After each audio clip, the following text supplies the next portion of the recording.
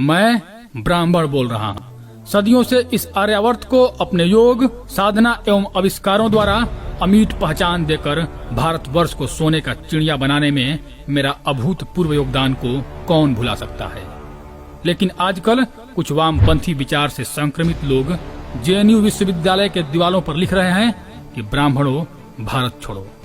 अरे मूर्ख वामपंथियों, भारत तो तुम्हें छोड़ देना चाहिए कि तुम इस देश की सभ्यता और संस्कृति को खंड खंड करके बेच देना चाहते हो या मुसलमानों के हाथों गिरवी रखना चाहते हो। तो सुनो, तुमसे पहले इस देश में कितने आक्रांताओं ने आक्रमण करके हमारी सभ्यता को नष्ट करना चाहा, लेकिन हम ब्राह्मणों के रहते ऐसा कभी नहीं हो पाया और ना ही होगा। हमारे पास अपने सभ्यता एवं विरासत को बचा के रखने की अभूतपूर्व कला है। ये बात अपने आका बख्तियार खिलजी से पूछ लेना। उसने नालंदा विश्वविद्यालय जलाया और हमने अपने सभी ग्रंथों एवं आविष्कारों को कंठस्थ करके फिर से लिख दिया। तुम ब्राह्मणों को अभी ठीक से जाने ही नहीं। हम वे दधीची ब्राह्मण हैं कि जब जनमानस पर कोई खतरा आता है तो अपने प्राणों की आहुति देकर अपने हड्डियों से वज्र बनवा देते हैं। हम वो निर्धन ब्राह्मण सुदामा है जिसके परम मित्र स्वयं द्वारिकाधीश भगवान श्री कृष्ण के होते हुए भी पूरी जिंदगी निर्धनता में काट दी, लेकिन स्वाभिमान वश उनसे कुछ नहीं मांगा। यदि मांग दिया होता तो श्री कृष्ण उन्हें हीरे मोतियों से भर देते। अरे वामपंथियों कुकुरमुत्तों, तुम कितना जानते हो ब्राह्मणों के बारे में। तुम कहते हो कि ब्राह्मणों ने जाति व्यवस्था बनाई और अपने आप को सबसे प्रमुख जाति में रखा। तो सुनो, जाति व्यवस्था हमेशा से ही कर्म के आधार पर रहा है। जो विद्वान होता था, जो पढ़ता था, पढ़ाता था, वो ब्राह्मण कहलाता था। गीता में भगवान कृष्ण ने अर्जुन से कहा था, चातुर्वर्ण्यम मया सृष्टम गुण कर्म विभागसः तस्य कर्तारमपि माम विद्वय कर्तारमव्यम। अर्थात गुण व कर्म के आधार पर मैंने ही इस सृष्टि को 4 वर्णों ब्राह्मण, क्षत्रिय, वैश्य और शूद्र में विभाजित किया है। भगवान कृष्ण तो यदुवंशी राजपूत थे, यानी दूसरे वर्ण में आते थे। यदि ग्वाला के रूप में देखा जाए तो तीसरा वर्ण। इसमें साफ लिखा है कि जातियां कर्म के आधार पर विभाजित हुई, ना कि जन्म के। यदि ऐसा नहीं होता तो भगवान कृष्ण अपने आप को भी पहली जाति में ही रखते। तुम कहते हो कि सभी ग्रंथ ब्राह्मणों ने अपने हिसाब से तोड़ मरोड़ के अपने आप को उच्च दिखाने के लिए लिखा है। तो अत्रि, ऋषि वशिष्ठ, भृगु, बृहस्पति इत्यादि ब्राह्मण ऋषि मुनि अपने आप को ही महान बताकर भगवान क्यों नहीं बन गए? किसी दूसरे को मर्यादा पुरुषोत्तम और योगीराज बताने की क्या जरूरत थी? लेकिन ऐसा नहीं है। ब्राह्मणों ने इस समाज के लिए जिसका जितना योगदान है उसे ग्रंथों में जगह दिया, ना कि स्वयं को। यह भगवान राम और श्री कृष्ण के विचारों पर चलने वाली धरती है। यहाँ मानसिक दुर्भावना से ग्रसित बीमारू लोग आडंबर बंद कर दो।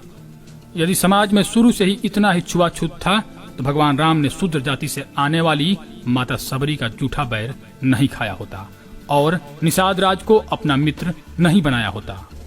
ऋषि विश्वामित्र राजपूत जाति से थे और अपने त्याग और तपस्या के बल पर ब्राह्मण हो गए थे।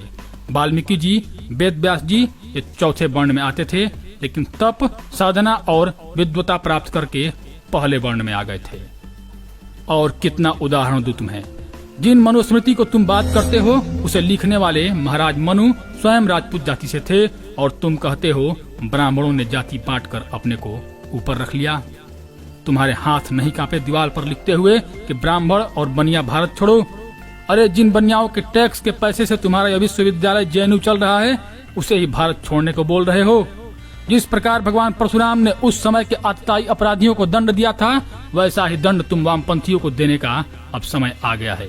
मत भूलो कि हम उन महान योद्धा भगवान परशुराम के वंशज हैं जिन्होंने पूरी पृथ्वी को अपराधियों से मुक्ति दिलाई थी और उसके बाद अपना शक्ति और तप का भाग धैर्यवान भगवान श्री राम को देकर तपस्या करने चले गए थे। इस पृथ्वी के अपराधी तुम लोग और मुसलमान हैं, जिनके अंत का अब समय आ गया है। तुम्हारे वामपंथी सोच के लोग तो कब का इस देश को आज से करीब 2500 साल पहले यूनानी आक्रमणकारी सिकंदर के हाथों बेच चुके होते, लेकिन ब्राह्मण चाणक्य ने बीच में आकर यहाँ की सभ्यता और संस्कृति को मिटने से बचा लिया और सभी छोटे छोटे राज्यों को एक छत्र के नीचे ला खड़ा किया, अर्थात अखंड भारत बना दिया। यदि ब्राह्मण पद के लालची होते तो चाणक्य स्वयं गद्दी पर बैठते लेकिन वे इसके योग्य एक मोर बेचने वाले के लड़के को भारतवर्ष के राजगद्दी पर बिठा दिया। हम हमेशा से ही किंग मेकर की भूमिका में रहे हैं, न कि किंग की। लेकिन जहाँ जरूरत पड़ा वहाँ राजा भी बने हैं। यह देश जब यवनों के हाथों में जा रहा था, तब हम पुष्य मित्र शुंग बनकर अपनी संस्कृति की रक्षा की। किसको निकालोगे भारत से? हम इस देश के नींव हैं। क्या किसी पेड़ का अपने जड़ के बिना अस्तित्व है? और क्या क्या बताऊं मैं अपने बारे में। मैं आर्यभट्ट, रामानुजन और बराहमिहिर जैसा विद्वान हूँ। मैं आदि शंकराचार्य हूँ, जो पूरे सनातन धर्म को एक ध्वज तले लाकर खड़ा कर देता है। मैं महारानी लक्ष्मीबाई हूँ, जिसने लड़ते लड़ते सैकड़ों अंग्रेजों का दांत खट्टा कर दिया था। मैं मंगल पांडे हूँ, जिसने इस देश को आजादी दिलाने के लिए क्रांति का बिगुल फूंका था। हाँ, मैं ही दयानंद सरस्वती, गोखले, चंद्रशेखर आजाद हूँ। हम क्या किसी से डरेंगे? हम तो जन्मजात तपस्वी और साधक रहे हैं। हम लोग वसुधैव कुटुम्बकम अर्थात धरती ही परिवार है, और सर्वे भवन्तु सुखिनः मतलब सब सुखी रहें। सब मतलब सब लोग, चाहे वे किसी भी धर्म या जाति से हों। का बात करने वाले लोग दूसरे किसी का बिगाड़ना नहीं चाहते, इसलिए ऐसे साधकों का कोई क्या बिगाड़ेगा। हम ब्राह्मणों का कोई क्या बिगाड़ेगा। धन्यवाद दोस्तों, मैं आपका दोस्त रजनीकांत ओझा। कहने को तो बहुत कुछ है, लेकिन इतना समय में सिर्फ इतना ही। उम्मीद करता हूँ जो सुनेगा उसे समझ में आ जाएगा ब्राह्मणों का इतिहास।